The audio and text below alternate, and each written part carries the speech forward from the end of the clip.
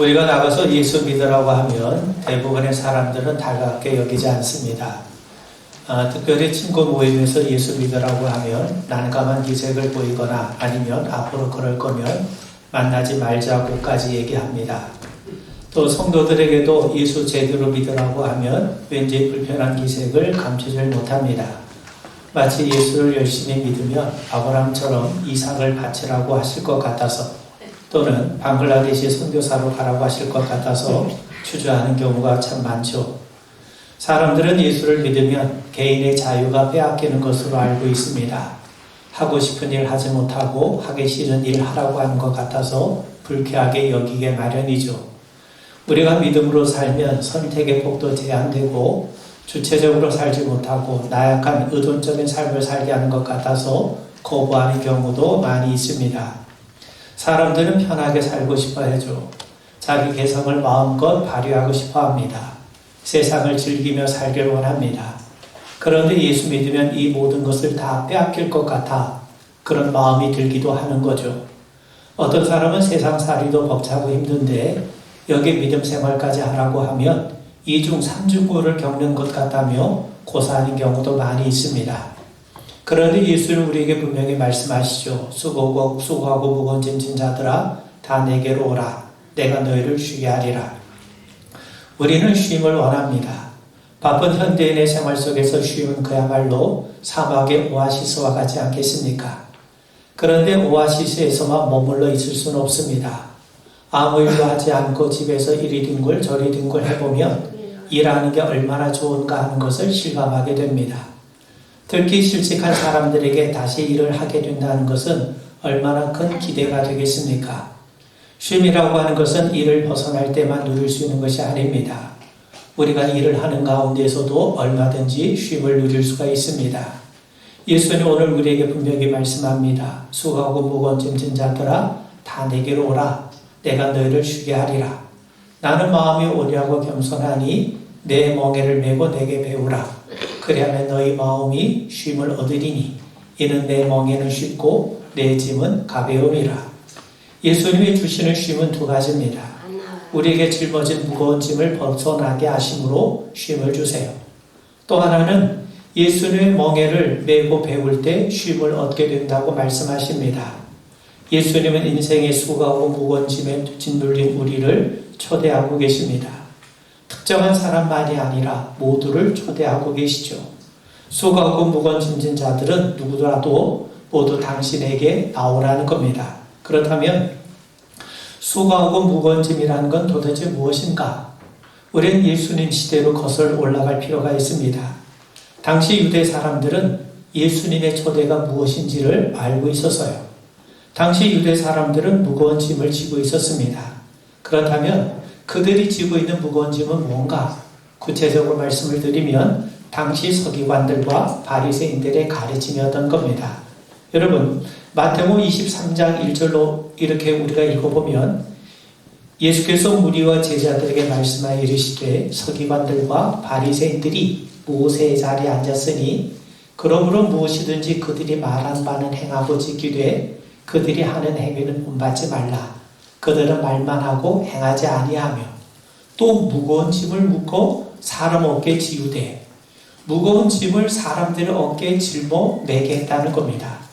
그런 의미에서 예수님이 말씀하신 이 무거운 짐은 바로 서기관과 바리새인들이 가르쳤던 가르침이었던 겁니다. 여러분 서기관과 바리새인들이 가르친 건 율법이에요. 율법은 하나님의 말씀이죠.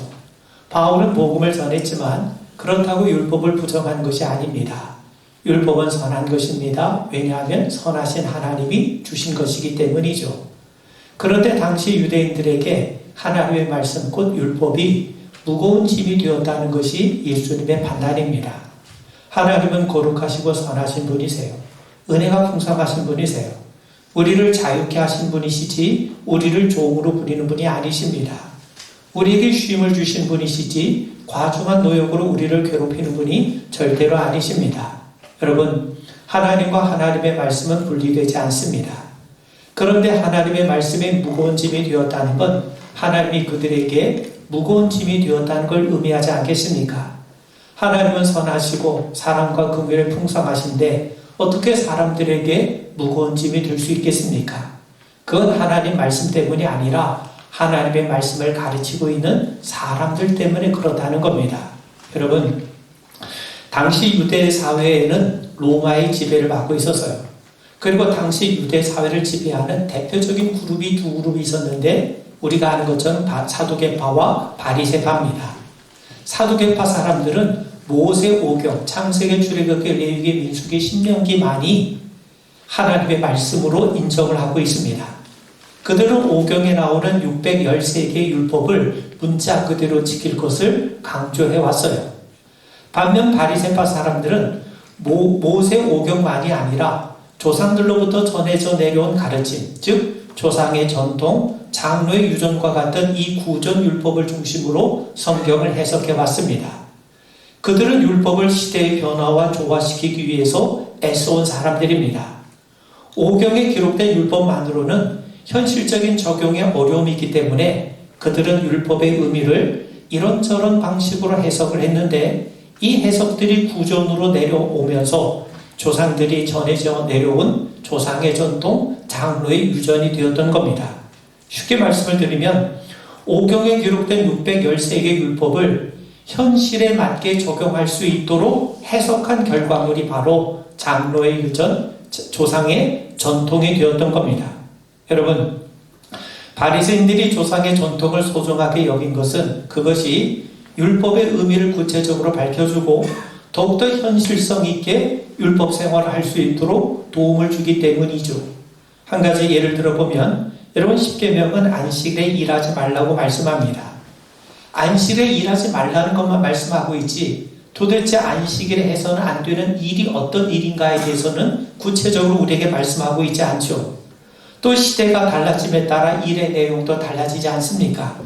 그래서 앞서 살았던 서기관과 바리새인들이 안식일에 해도 되는 일과 안식일에 해서는 안 되는 일들을 아주 상세하게 목록을 지어 만들어 놨습니다.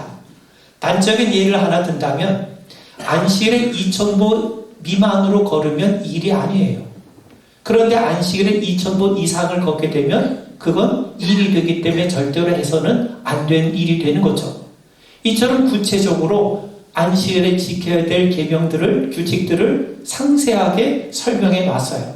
이게 바로 장로의 유전, 조상의 전통이었던 겁니다. 그런데 문제는 뭡니까? 과연 이런 해석이 옳으냐 하는 거죠.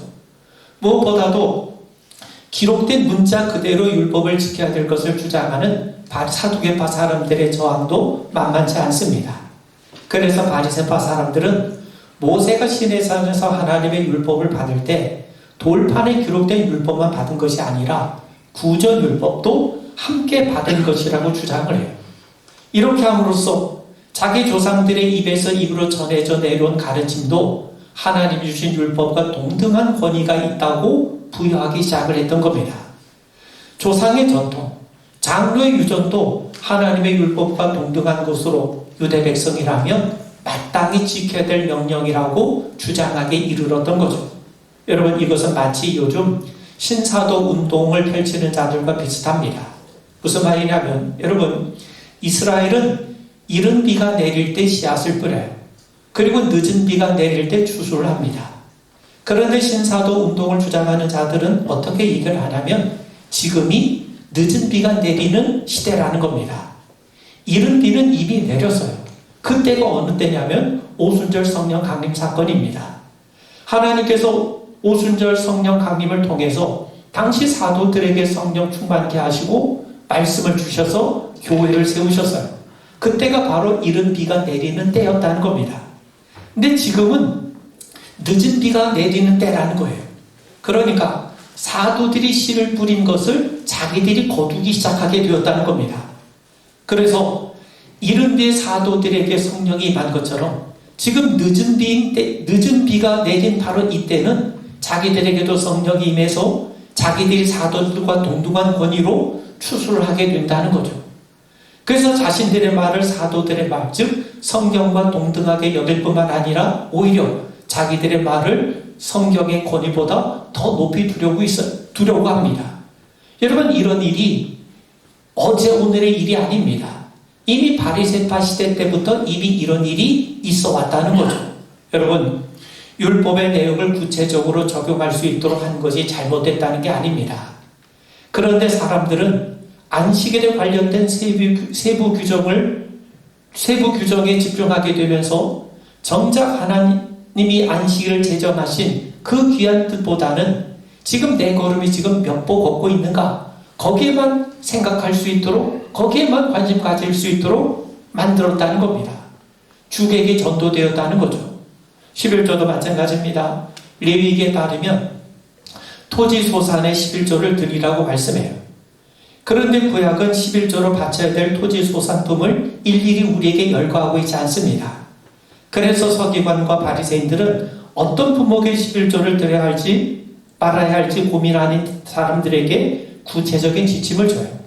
박하와 회양과 근채까지도 11조를 드리라는 거예요. 그런데 예수님은 오히려 그들을 책망하시죠. 마태복음 23장 23절에 보면 박하와 회양과 근채 11조를 드리되 율법에 더 중한 바 정의와 긍휼과 믿음은 버려도다. 그러나 이것도 행하고 저것도 버리지 말아야 할지니라. 여러분, 당시 바리새파 사람들의 가르침은 실질적인 권위를 가지고 있었습니다. 그런데 예수님은 장로들의 전통, 조상의 전통에 대해서 비판적이었어요. 왜냐하면 율법의 근본 정신을 가르치고 있지 않기 때문입니다. 여러분, 그 바리새인들의 가르침을 따르면 따를수록 하나님에 대해서 오해를 하게 돼요. 그들의 가르침에 따르면 우리에게 자유를 주시고 쉼을 주시고 긍휼을 베푸신 하나님은 온데간데 없어지고 사람들의 행동을 일거수일투족 감시하는 하나님만 남게 됩니다. 조상의 전통을 지키면 지킬수록 하나님에 대해서 잘못된 가르침, 왜곡된 인상만 남게 되는 겁니다. 그들은 우리가 하나님을 어떻게 섬겨야 할지에 대해서는 가르쳤지만 정작 하나님이 어떤 분이시고 하나님이 우리를 위해서 행하신 일들에 대해서는 침묵하게 만들었어요. 하나님을 제대로 알지 못한 상태에서 하나님을 섬기는 행위만 강조할 때 그것이 우리에게 무거운 짐이 된다는 것을 예수님은 우리에게 가르쳐주고 계신 겁니다. 여러분, 그뿐만이 아닙니다. 마태복음 23장 4절에 보면 또 무거운 짐을 묻고 사람의 어깨에 지우되 자기는 이것을 한 손가락으로도 움직이려 하지 아니하며 그는 남들에게 율법을 강요하면서도 정작 자기들은 입술만 움직일 뿐이었다는 거예요. 여러분 생각해 보세요. 부모가 매일 놀러 다니면서 자녀들에게 공부하라고 하면 말이 먹힙니까? 부모는 신앙생활을 하지 않으면서 자녀들에게 신앙을 기대하는 것이 가능하겠습니까? 집에서는 허구한 날 교회에 대한 온갖 불평을 늘어놓으면서 교회 나가라고 하면 자녀들은 혼란스러울 겁니다. 교회에 대해서 부정적인 생각을 갖게 되겠죠. 여러분, 하나님 말씀이 무거운 짐이 된 것은 하나님 때문이 아닙니다. 하나님에 대해서 잘못 가르치는 자들 때문에 그런 겁니다. 서기관과 바리새인들은 조상의 전통을 앞세우면서 이것은 이렇게 하고 저건 저렇게 하라고 구체적인 지침을 강요했어요. 만약 자기들의 가르침대로 하지 않으면 부정한 자가 되어서 하나님 앞에 심판받을 수밖에 없다고 사람들을 협박하게 이릅니다. 그들의 가르침에 따르면 하나님은 은혜의 하나님이 아니라 심판의 하나님이 되고 말아요. 사랑의 하나님이 아니라 무거운 짐을 지우는 하나님이 되고 맙니다. 긍휼의 하나님이 아니라 사람의 잘잘못을 따지고 일거수일투족을 감시하는 하나님이 되는 겁니다. 그래서 예수님은 서기관과 바리새인들을 책망하신 거예요. 그들의 말을 들으면 들을수록 하나님과 친밀해져 가는 것이 아니라 하나님을 두려워하게 되고 하나님의 눈치를 보게 만들기 때문인 거죠. 더 나아가 그렇게 되면 우리는 하나님이 아니라 사람을 의식하게 됩니다. 그러므로 하나님의 무거운 짐이 되고 말씀이 무거운 짐이 되고 신앙생활을 하는 것이 무거운 짐이 되는 것은 예수님 때문이 아니라 하나님을 잘못 가르치는 잘못된 가르침이 때문이라는 것이 바로 예수님의 진단인 겁니다. 여러분, 하나님의 말씀에 무거운 짐이 된 자들에게 예수님은 내게로 오라고 말씀하세요. 예수님께로 오면 쉼을 주시겠다는 겁니다.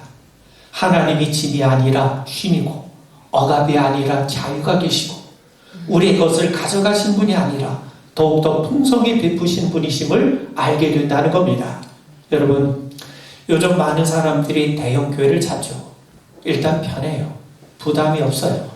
주차장 시설도 잘 갖춰져 있습니다.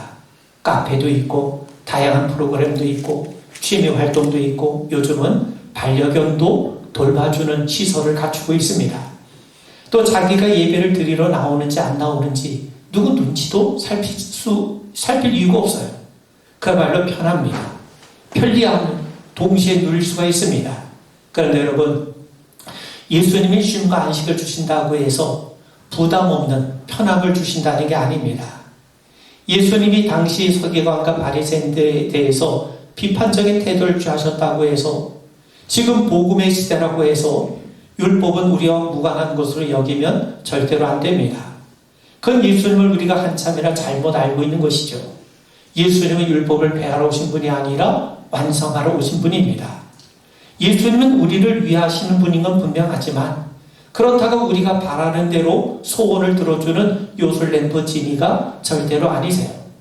예수님은 절대로 우리에게 길들여지는 분이 아니시라는 겁니다. 자, 여러분, 앞서 말씀드린 것처럼 너희가 박하와 회양과 근처의 11조는 들이되 율법에 더 중한 바 정의와 긍휼과 믿음은 버렸도다. 그러나 이것도 행하고 저것도 버리지 말아야 할지니라. 박하와 근처의 11조 드린 거 중요하지만 율법의 근본 정신인 정의와 긍휼과 믿음도 반드시 지켜야 된다고 주님은 말씀하고 계십니다. 그리고 주님 말씀하시기를 내가 율법을 폐하러 온 줄로 생각하지 마라. 완전하게 하기 위해서 오셨다고 분명히 말씀합니다. 천지가 없어지기 전에는 율법의 1.1획도 결코 없어지지 않고 다 이루어진다고 분명하게 말씀합니다. 그렇다면 여러분, 예수님은 우리에게 율법보다 더 중한 짐을 지우신 것 아닙니까? 그렇지 않습니다. 예수님은 우리 어깨에 메워진 무거운 짐을 벗어주시기 위해서 이 땅에 오셨어요. 멍에라는 게 뭡니까? 소의 어깨에 메워진 나무로 만든 도구 아닙니까? 당시 사람들은 무거운 죄의 짐을 지고 살고 있었어요. 거기에다가 바리새인이 부과한 과도한 요구를 짊어지고 살아가고 있습니다. 또한 당시 로마의 압제와 박해, 생활고의 피곤함으로 찌든 힘든 삶을 살아가고 있었어요. 이 모든 무거운 짐을 벗기고 해방시켜 주시기 위해서 예수님이 우리에게 찾아오신 겁니다. 그렇다면 여러분, 우리에게 수고하고 무겁게 메인 짐은 무엇입니까? 그것은 너무 과중한 노동일 수 있고 세상적인 것과 지나친 육체의 쾌락일 수 있고 또 돈과 물질적인 소유에서 만족할 줄 모르는 욕구에서 나오는 짐일 수 있습니다. 또한 외로움과 고독에서 오는 짐일 수 있습니다. 이런 것들이 우리 안에 계속해서 삶의 무거운 짐을 주고 우리의 미래를 불안하게 만들고 있지 않습니까? 그런데 여러분, 삭개오는 예수님을 만남을 통해서 물질의 짐에서 벗어나고 물질의 무거운 집착에서 벗어나 비로소 삶의 의미를 찾지 않았습니까? 혈루증을 앓고 있던 여인은요, 예수님을 통해서 부정함을 벗고 당시 사회가 짓누르고 있는 이 부정함의 짐에서 벗어나 정결해졌어요. 뿐만 아니라 베드로는 예수님을 통해 배와 그물을 버려둘 만큼 하나님의 진리를 발견하지 않았습니까? 여러분, 특히 구약에 보면 멍에는 하나님의 법을 가리키는 비유적인 말로 사용이 됩니다. 그리고 멍에를 말씀하시기 전에 예수님이 뭐라고 말씀하냐면 아들 외에는 아버지를 아는 자가 없다고 27절에서 분명히 말씀해요. 예수님이 주시는 멍에는 예수님이 가르치신 하나님의 말씀이자 하나님을 아는 지식입니다. 예수님이 가르치시는 하나님이에요. 무슨 말이냐면 예수님은 서기관과 바리새인들이 지은 무거운 짐을 벗기시고 자신의 멍에를 주시며 내게 배우라고 말씀해요. 무슨 말입니까? 서기관과 바리새인들을 통해 배운 하나님, 잘못된 하나님의 지식을 버리고 하나님에 대한 바른 지식을 배우라는 거예요. 예수를 통해 하나님을 배우라는 거예요. 예수님을 통해 하나님을 알아가라는 거예요. 예수님을 통해 하나님의 어떤 분이신가 하는 것을 알라는 겁니다. 그렇다면 예수님을 통해 배우는 하나님은 어떤 분이십니까? 긍휼의 하나님이시라는 거죠. 사랑의 하나님이라는 거죠. 아버지가 되신 하나님이시라는 거죠. 집 떠난 탕자를 애타게 기다리며 돌아오기만을 간절히 기다리시고 돌아오기만 하면 모든 허물을 묻지도 않으시며 잔치를 베푸신 하나님, 그 하나님을 예수님을 통해 배우라는 겁니다. 여러분, 예수님은 나의 멍에라고 하세요. 여러분, 여기서 사용된 멍에는요, 2마리 소를 한 쌍으로 만들어서 밭을 갈게 하기 위해서 만든 2인용 멍에입니다. 한쪽은 예수님을 위한 멍에고 다른 한쪽은 바로 우리를 위한 멍에입니다. 그런데 예수님은 멍에를 주시면서 이것은 너의 멍에다라고 하지 않으세요. 이것은 나의 멍에다라고 말씀하십니다. 여러분, 서기관과 바리새인들은요, 율법을 가르치면서 하나님에 대해서 가르치면서 이것은 너의 멍에다, 네가 짊어져야 될 멍에다, 네가 반드시 지켜야 될 명령이다, 이것을 지키지 못하면 하나님에게 징벌을 받는다, 심판을 받는다, 이렇게 협박을 했어요. 그런데 예수님은 이것은 너의 멍에가 아니라 나의 멍에라고 말씀합니다. 그래서 우리가 지켜야 될 율법을 예수님이 대신 지키신 것이고 우리가 받아야 될 징벌까지 예수님이 대신 받은 것 아니겠습니까? 여러분, 신앙생활이라고 하는 것은 나 홀로 하는 게 아닙니다. 사람들은 자기가 멍에를 메고 살아야 한다고 여기죠. 신앙생활도 자기가 홀로 수고하고 무거운 짐을 지는 거라고 생각합니다. 그런데 예수님은 내 멍에를 메고 내게 배우라는 거예요. 함께 멍에를 메고 가자는 겁니다. 나와 함께 동행하자는 겁니다.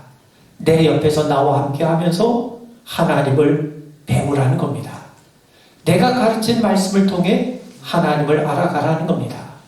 나를 통해서 하나님이 어떤 분이신가 하는 것을 알라는 겁니다. 여러분, 실제로 2마리 소의 멍에를 메우게 되면 보통 일 잘하는 소와 이제 막 일을 배우는 소를 한 쌍으로 묶어요. 그래야 비교적 쉽게 밭도 갈 수 있고 어린 소는 노련한 소를 통해서 일을 배우는 효과를 얻을 수 있지 않겠습니까? 예수님께서 멍에를 주시며 내게 배우라 하신 것이 바로 이런 의미입니다.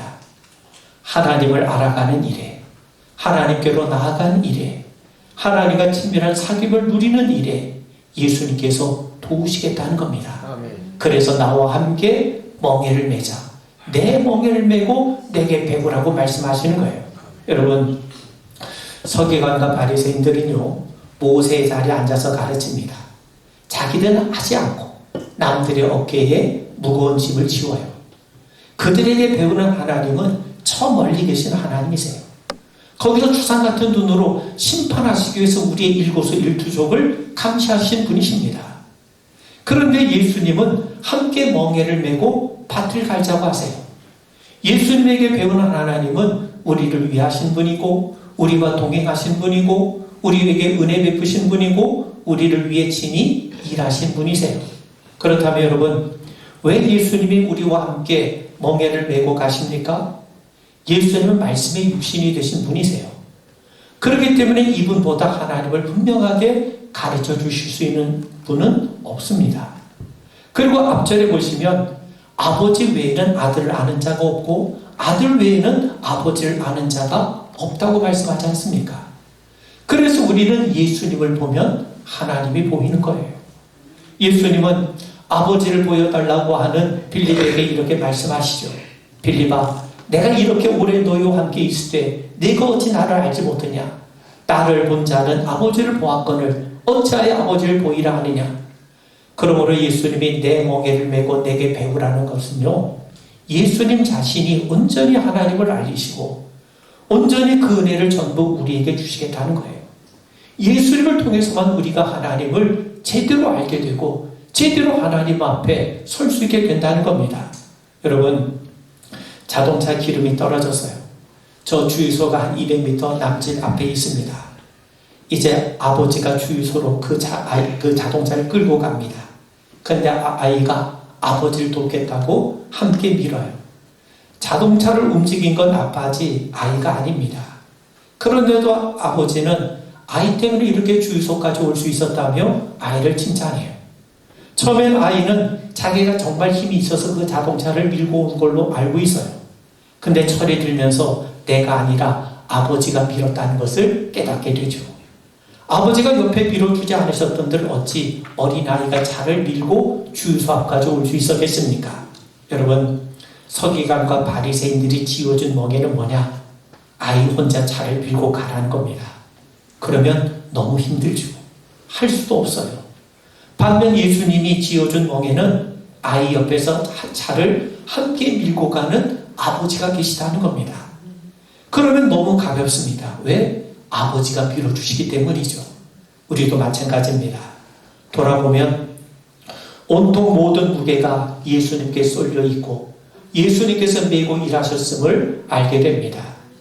밭은 예수님이 홀로 가셨고 우리는 그저 그 옆에서 함께 있을 뿐이었는데, 그런데도 모든 공로를 예수님께서 우리에게 돌리시면서 우리를 칭찬하시는 거죠. 여러분, 율법에 온전히 순종하신 분은 예수님이세요. 그런데 하나님은 그 순종을 예수의 멍에를 함께 진 우리가 순종한 것으로 대신 받아주십니다. 주님의 멍에를 메고 있다면 주님이 하신 모든 일이 우리의 것이 되는 거예요. 그래서 예수님의 십자가가 나의 십자가가 되고 예수님의 부활이 나의 부활이 되는 것은 내가 예수님과 함께 멍에를 메고 있기 때문에 그렇습니다. 그래서 예수님은 내 멍에가 쉽고 내 짐은 가볍다고 하신 겁니다. 그렇다면 여러분, 우리가 할 일이 뭡니까? 그저 예수님의 멍에를 함께 메고 그분이 가시는 대로 따라가면 되는 겁니다. 예수님과 함께 밭을 갈다 보면 우리는 하나님이라고 하는 보화를 발견하게 돼요. 예수님과 동행하다 보면 우리는 하나님이 계신 곳에 이르게 됩니다. 언약궤를 따라가다 보니까 가나안 땅에 이른 것처럼 우리가 예수와 멍에를 메고 예수와 함께 따라가다 보니까 하나님 계신 곳에 이르게 되는 겁니다. 여러분, 우리가 함께 멍에를 맨 예수님은 온유하고 겸손하신 분이세요. 우리에게 이렇게 하라 저렇게 하라 하시기 전에 자신이 직접 먼저 멍에를 메고 가십니다. 우리에게 율법을 지키라 하기 전에 먼저 예수님이 친히 율법을 지켜주셨어요. 우리에게 사랑하라고 하기 전에 먼저 예수님이 생명을 바치면서까지 우리를 사랑해 주셨어요. 우리에게 바치라고 하기 전에 이미 먼저 풍성하게 채워주시는 주님이십니다. 우리에게 있어야 할 것을 미리 하시고 예비하신 분이십니다. 그래서 우린 예수님을 통해 우리의 구체적인 삶의 현장에서 하나님을 만나고 은혜를 체험하게 되고 말씀을 배우게 되고 하나님을 온전히 알아가게 되는 겁니다.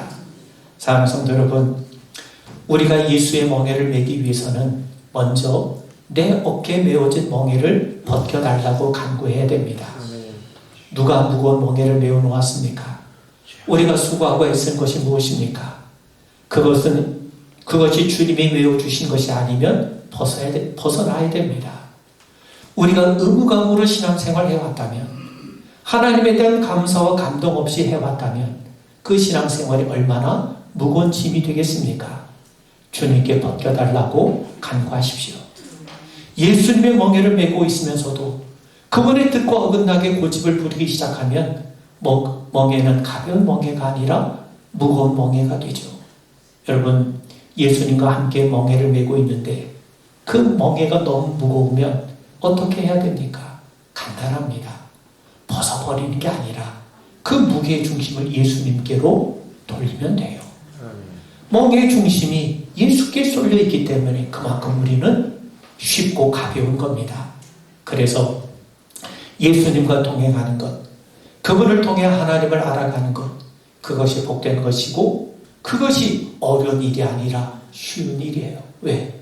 주님이 능력을 주시고 주님의 성령을 통해 우리 안에 역사하시기 때문에 우리가 주의 길, 믿음의 길을 더 힘있게 달려갈 수 있는 힘과 활력을 주시기 때문에 그렇습니다.